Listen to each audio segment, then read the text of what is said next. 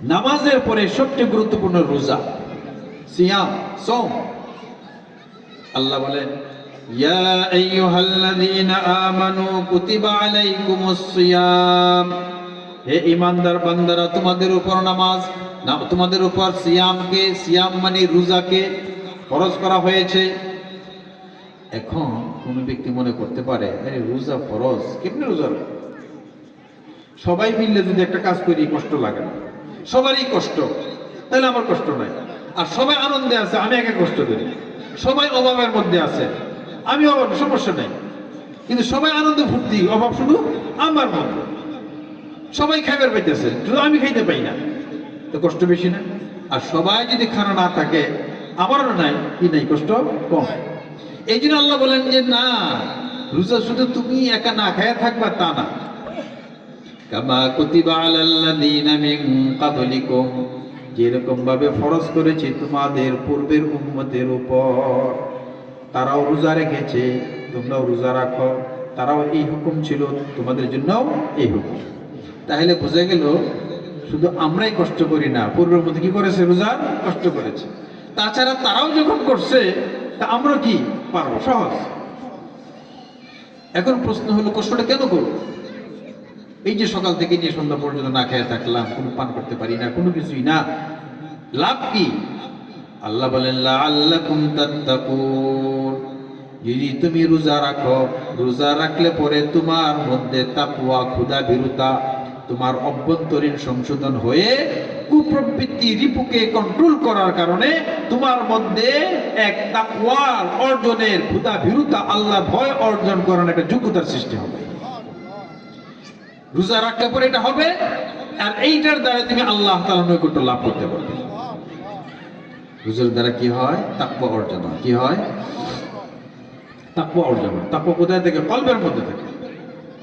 হুজুর পাক সাল্লাল্লাহু আলাইহি ওয়াসাল্লাম বলেন, ইয়া মাশারাশ শাবাব, হে যুবক দলেরা, হে যৌবনওয়ালারা, ছেলে হোক মেয়ে হোক, তাদেরকে বলছেন, মানিস্তাতা মিনকুমুল বাআতা, যুবকদের মধ্যে যাদের বিবাহ শাদী করার মতন ব্যবস্থাপনা আছে, থাকার ব্যবস্থা আছে, কাপড় দিতে পারে, মোহর দিতে পারে, খাবার দিতে পারে। কয়টা জিনিস?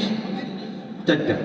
মোহর, থাকার জন্য ঘর, পরিধানের জন্য কাপড়, আর খাবার। এই চারটি জিনিস যে দিতে পারে, যে যুবক দল, যে যুবকে ফাল্যাতাযাওয়াজ, সে যদি কি করে? বিয়ে করে। সে কি করবে? বিয়ে করবে। এখন খাওয়ারও ব্যবস্থা নাই, কাপড়ও দিতে পারে না, ঘরও নাই, মোহর দেওয়ার তো টাকাই নাই। এখন বাবারা খালি কে বাবা বিয়ে করে, বাবা বিয়ে করবে কেন? দায়িত্ব তো তোমার, তুমি তোমার বউ বলবা। তা কি করতে হবে? মোহরের টাকা ব্যবস্থা করতে হবে, বউ এনে রাখতে হবে একটা ঘরের মধ্যে, কম একটা রুম তো লাগবে, একটা রুমের ব্যবস্থা করতে হবে। এই বেচারে কি ল্যাংড়ারা কোনো কাপড় পরাইতে হবে, তা কাপড় দিতে হবে, না খাওয়ার কোনো খাওয়াইতে হবে, তাহলে খাওয়ার ব্যবস্থা করতে হবে। রাসূল বলছেন, তাহলে বিয়ে করো। ফাইল্লাম ইয়াস্তাতি, আর যদি চারটি জিনিস দেওয়ার মতন তোমার ক্ষমতা না থাকে, তাহলে কি করবা? তাহলে ফালইয়াসুম, ওই ব্যক্তি যেন রোজা রাখে। কি রাখে? রোজা রাখে। যৌবন আছে কিন্তু বিয়ে করার সরঞ্জাম নাই, ব্যবস্থা নাই, তা সে কি করবে? রোজা রাখবে। ফাইন্নাহু আগাযযু লিল বাসারি ওয়া আহসানু লিল ফারাজ। কেন? রোজা রাখলে বললে ফাইন্নাহু লাহু ভিজা, রোজা রাখলে তার ভিজা, ভিজা মানে তার আপনার যৌবনকে কন্ট্রোল করা।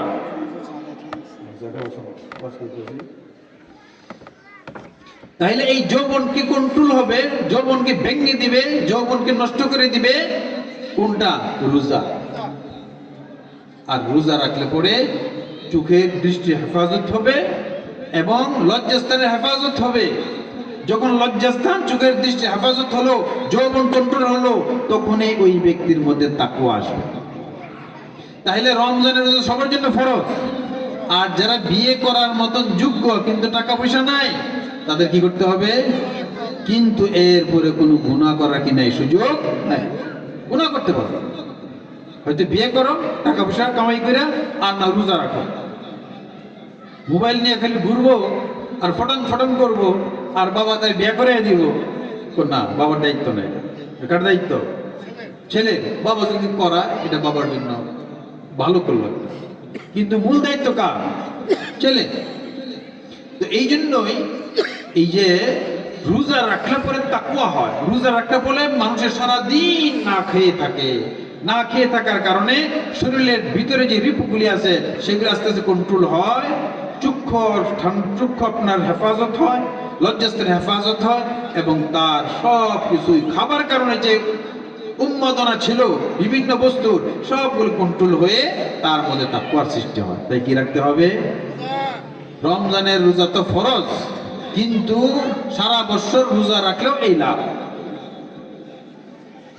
লাআল্লাকুম তাত্তাকুন, রোজা রাখলে পরে তোমার মধ্যে তাকওয়া আসবে, খোদা বিরুদ্ধ আসবে, তোমার পবিত্রতা আসবে। এরপর আল্লাহ বলেন আইয়ামাম মাদুদাত, দেখো গোনা কয়েকদিন মাত্র, সারা বছর রোজা রাখতে হবে না, গোনা কয়েকদিন। 11 মাস তুমি ইচ্ছা মতো খাইলে, রাত্রে 3টার সময় মন চাইলে বিরিয়ানি খাইতে, সে পাক্কের বিরিয়ানি খাইছে, বাধা আছে?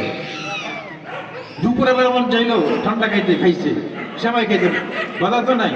মন মতো 11 মাস 24 ঘন্টা তুমি খানা দানা করলে, মাত্র একটা মাস তাও রাত্রের বেলায় না, দিনের অংশের মধ্যে একটু না খেয়ে রাখতে হবে।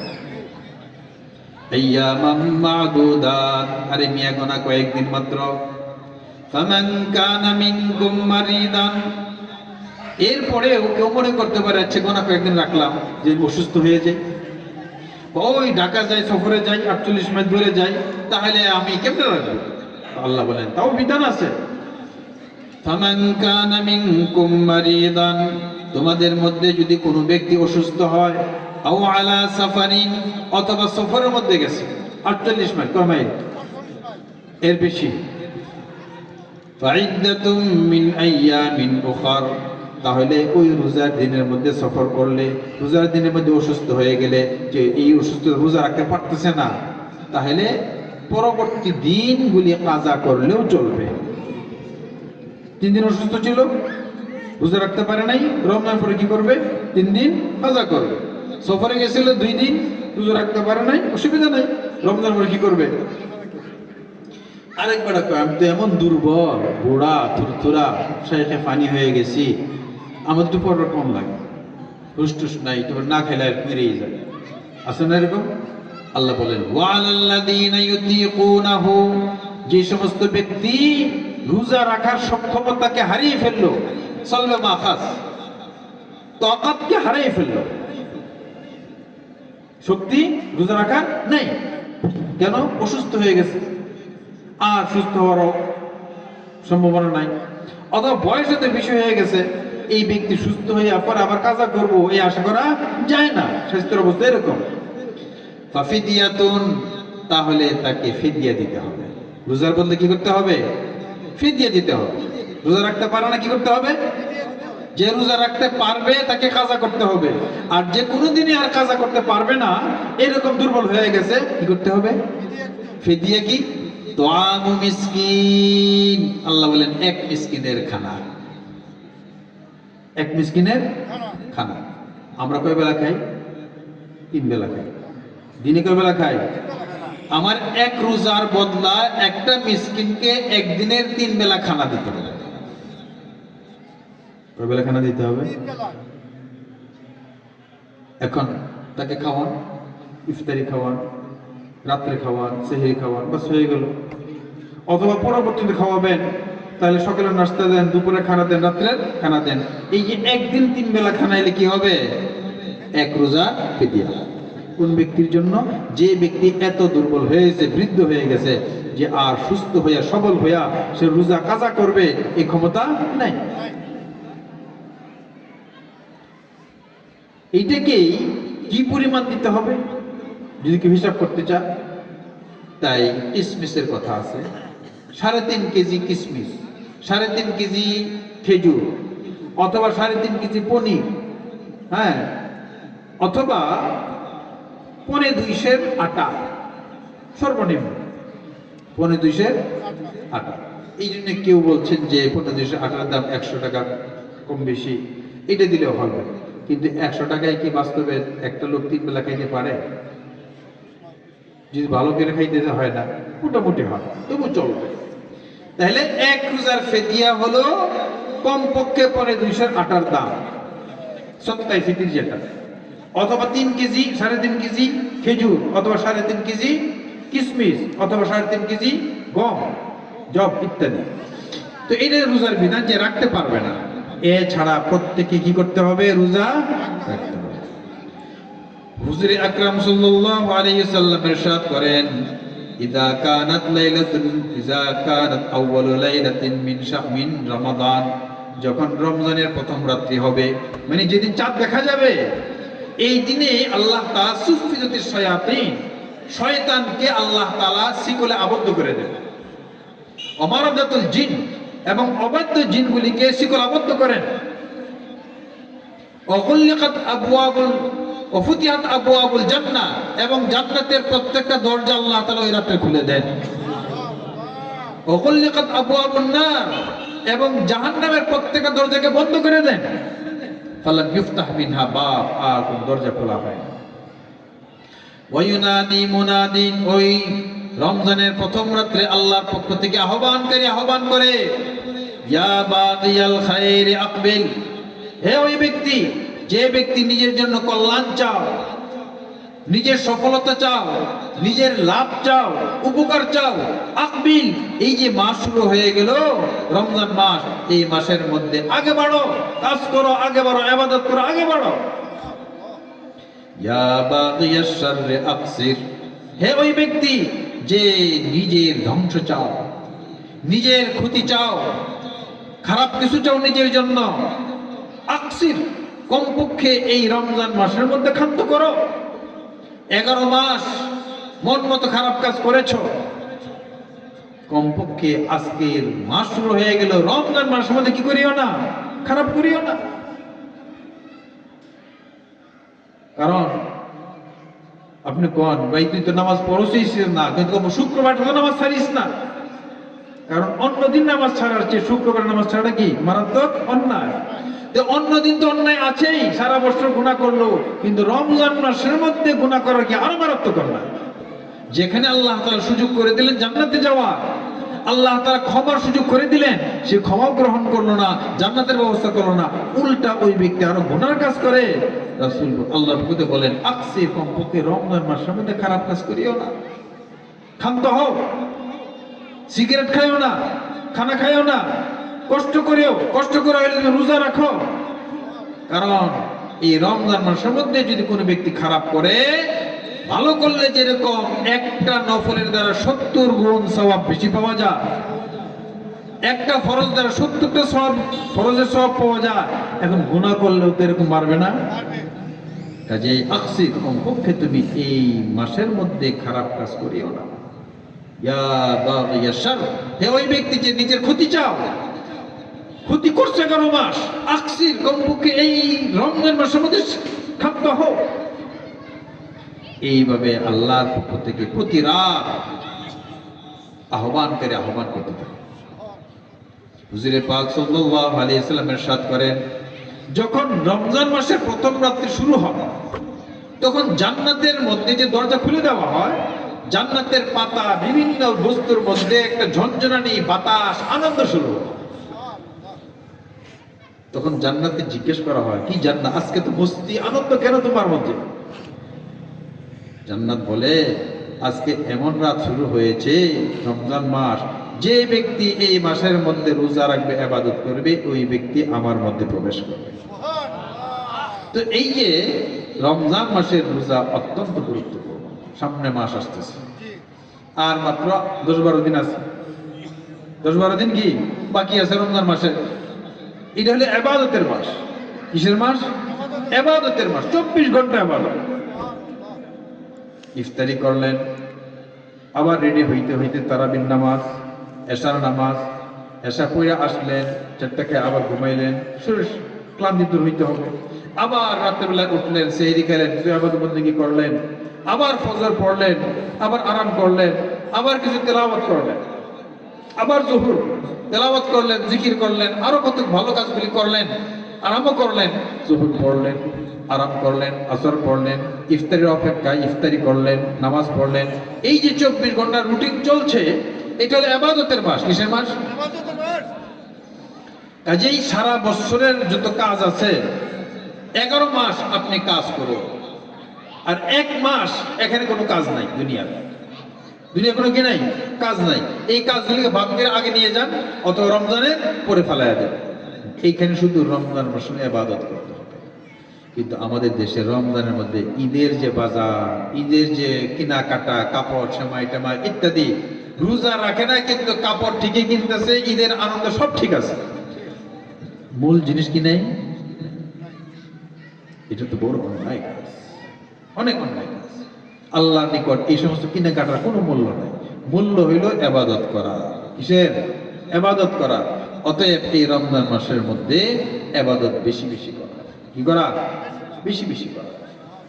হুজুরে পাক সাল্লাল্লাহু আলাইহি ওয়াসাল্লাম বলেন, সালমান ফারসি রাদিয়াল্লাহু তাআলা আনহু বলেন যে রমজানের একদিন আগে আল্লাহর রাসূল আমাদেরকে জমা করেছেন, জমা করে আমাদেরকে ভাষণ শোনাইলেন, বক্তৃতা করলেন, ওয়াজ করলেন, বললেন, হে লোক সকল, কাদ আযাল্লা আলাইকুম শাহরুল মুবারাক, তোমাদের উপরে এক পবিত্র রাত আগমন করেছে। শাহরুন আযীমুন, মহান এক মাস। শাহরুন মুবারাকুন, বরকতপূর্ণ মাস। এমন মাস যে মাসের মধ্যে যদি কোনো ব্যক্তি একটি নফল ইবাদত করে, আল্লাহ তাআলা তাকে ওই নফলের বদলায় ফরজ ইবাদত করার সমপরিমাণ সওয়াব দান করেন।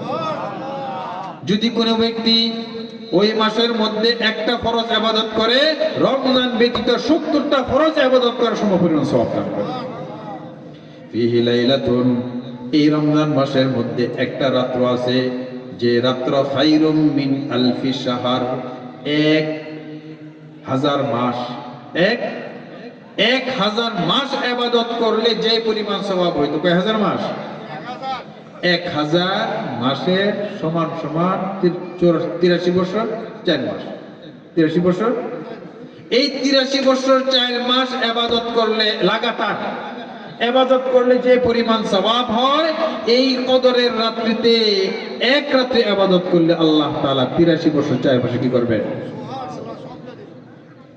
তাহলে জীবনে যদি নাকি আপনি 10টা কদর বা 12 বছরে 12টা বা 15 বছরে 15টা কদর পেয়ে গেলেন, তাহলে তো 1000 1500 বছরের কাছাকাছি ইবাদতের সওয়াব হবে। হবে কি হবে না? এটা এই উম্মতকে আল্লাহ দিয়েছে। হুজুরে পাক সাল্লাল্লাহু আলাইহি ওয়াসাল্লাম একদিন বনি ইসরাইলের এক ব্যক্তির কথা উল্লেখ করলেন যে ওই ব্যক্তি 1000 মাস আল্লাহর রাস্তায় জিহাদ করেছে, আর রাত্রে বেলা 1000 মাস ইবাদত করেছে। অথবা রাসূল বললেন ওই ব্যক্তি 1000 মাস দিনের বেলায় রোজা রাখছে, রাত্রে বেলা ইবাদত করছে। একটা ঘটনা বল, সাহাবায়ে কেরাম আফসোস করলেন, আমাদের বয়স হইল 60-70-এর মাঝামাঝি, কত? আর ওই লোকের বয়স 1000 বছর ইবাদতই করছে, তাহলে 1000 বছর হায়াত পাইছে। তা আমরা তো 1000 বছর হায়াত পাই না, ইবাদত কেমনে করব? কাজে আমরা তো তাদের মতন না, তারা তো আমাদের চেয়ে অনেক আগে বেড়ে যাবে, আর আমাদের হায়াত কম, 100 বছর তো হায়াত পাই না, তাহলে আমরা হায়াত কম, তাই ইবাদত করবো কেমনে? তখন আল্লাহ তাআলা সাহাবায়ে কেরামের এই বিষয়গুলিকে চিন্তা করে তাদেরকে ওদের আগের উম্মতের মধ্যে বেশি ফজিলত দেওয়ার জন্য, যে তোমাদের হায়াত অতটুকুই, কিন্তু তোমরা যদি একটা রাত্র আমি তোমাদেরকে দিচ্ছি, যদি একটা রাত্র ইবাদত করো রমজানের কদরের রাত্র, তাহলে তোমাকে আমি 1000 মাস 83 বছর 4 মাস তোমাকে আমি সওয়াব দান করব। ইন্না আনজালনাহু ফি লাইলাতিল কদর, কুরআন নাযিল করেছি আমি কদরের রাত্রিতে। লৌহে মাহফুজ থেকে পুরা কোরআনকে আল্লাহ তাআলা দুনিয়ার আসমানের মধ্যে বাইতুল মামুনের মধ্যে এক রাত্রিতে নাযিল করেছেন, কদরের রাত্রিতে। এরপরে যখন রাসূলকে নবুয়ত দান করলেন, 23 বছরের মধ্যে, নবুয়তের 23 বছরের মধ্যে প্রয়োজন অনুসারে আস্তে আস্তে সেই দুনিয়ার আসমান থেকে অল্প অল্প করে দুনিয়াতে আনলেন। ইন্না আনজালনাহু ফি লাইলাতিল কদর, পুরা কোরআনকে আমি কদরের রাত্রে নাযিল করেছি। ওয়া মা আদরাকা মা লাইলাতুল কদর, আপনি কি জানেন কদরের রাত্রির মর্যাদা কতটুকু? আল্লাহ প্রশ্ন করতেছেন, আপনি কি জানেন? হে নবী, আপনি কি জানেন? ওয়া মা আদরাকা, আপনি কি জানেন? মা লাইলাতুল কদর, লাইলাতুল কদর মর্যাদা কি? আল্লাহ উত্তর দেন, লাইলাতুল কদরি খায়রুম মিন আলফি শাহর, কদরের রাত্রি হলো 1000 মাসের চেয়ে উত্তম। কদরের রাত্রি কিসের চেয়ে উত্তম? 1000 মাস ইবাদত করলে যতটুকু সওয়াব হয়, এক রাত্র ইবাদত করলে কদরের রাত্রিতে এর চেয়ে উত্তম হবে। লাইলাতুল কদরি খায়রুম মিন আলফি শাহর, 1000 মাসের চেয়ে উত্তম হলো একটি রাত্র, কদরের রাত্র। তানাজ্জালুল মালাইকাতু ওয়ার রূহু, ওই রাত্রিতে ফেরেশতা অবতীর্ণ হন। ওয়ার রূহু, রূহুল কুদুস জিবরিল আলাইহিস সালাতু ওয়াস সালাম দুনিয়াতে আগমন করেন।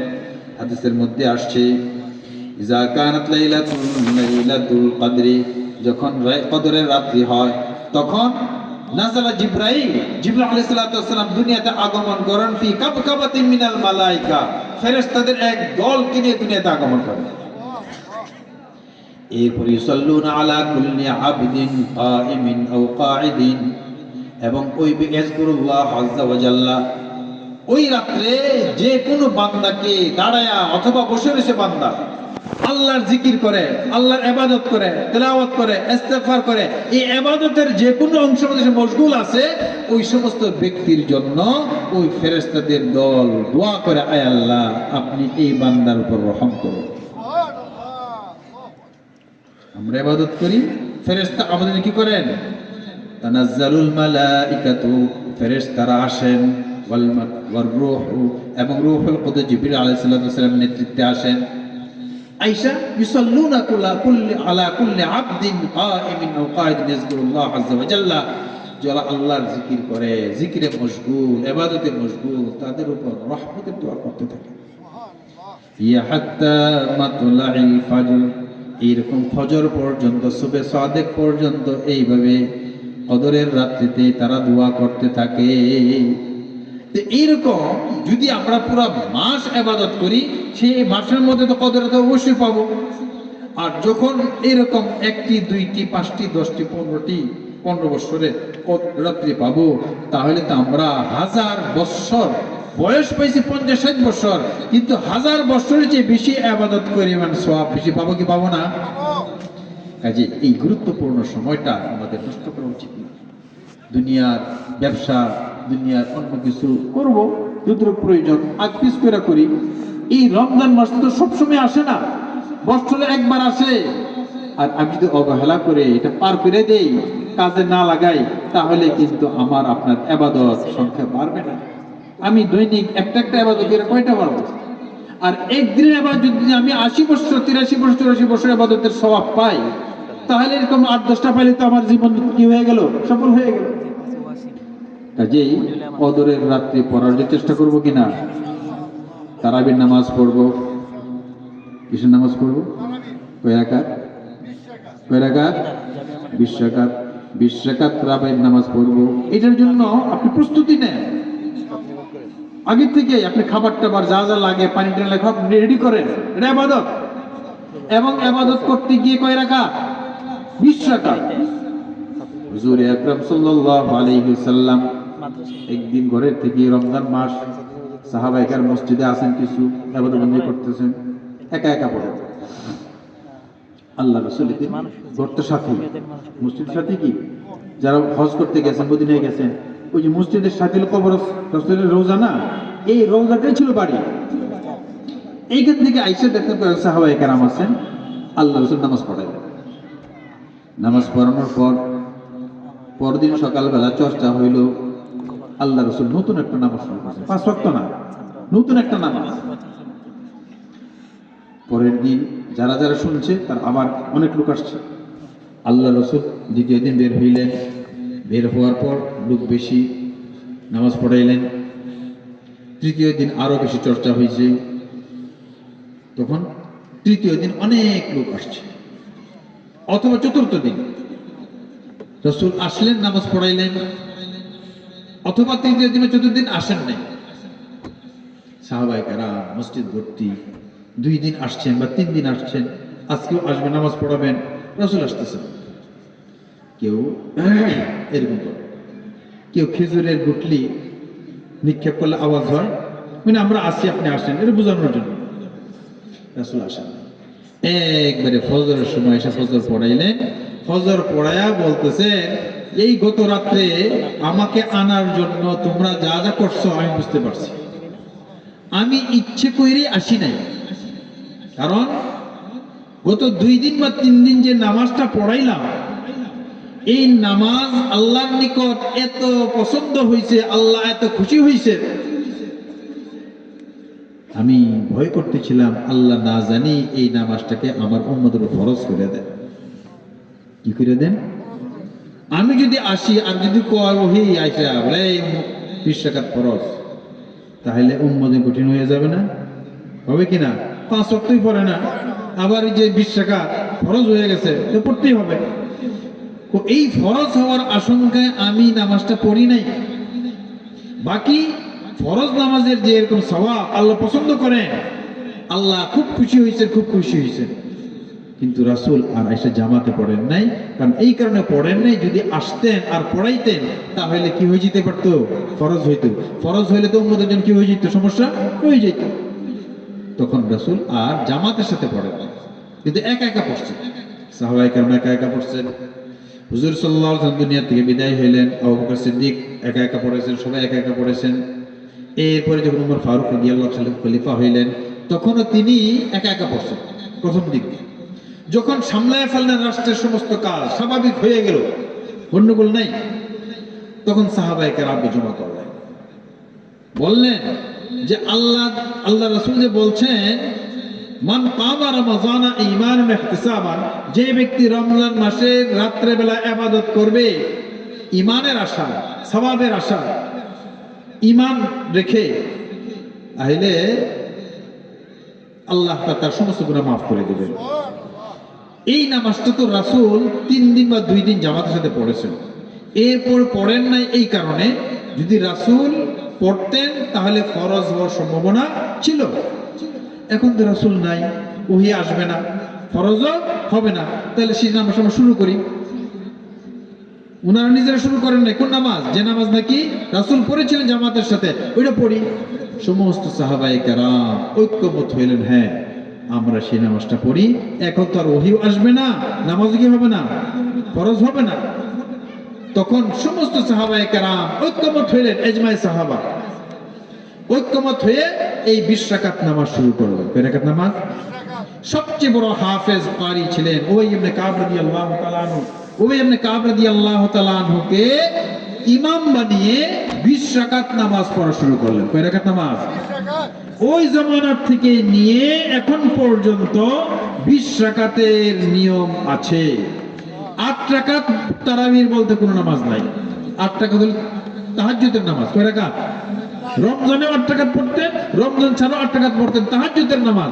কিন্তু তারাবির নামাজ কয় রাকাত পড়েছেন? 20 রাকাত। অতএব আমরা কি 8 রাকাত পড়বো না 20 রাকাত পড়বো? যারা 8 রাকাতের কথা বুঝায় তারা ভুল সিদ্ধান্ত দেয়। কি দেয়? তাদের কথা আমরা মানব না, এরা ভুলের মধ্যে আছে। কির মধ্যে আছে? কাজেই রমজানের দিনের রোজা এবং রাত্রের তারাবি পড়ব এবং সারাদিন তেলাওয়াত, জিকির ইত্যাদি মশগুল থাকবো। একটা মাস যদি সুন্দরভাবে ইবাদত করতে পারি, তাহলে 1 মাসের ইবাদত করলে আমার শত শত মাস ইবাদত করার সম্ভাবনা সওয়াব পেয়ে যাবে।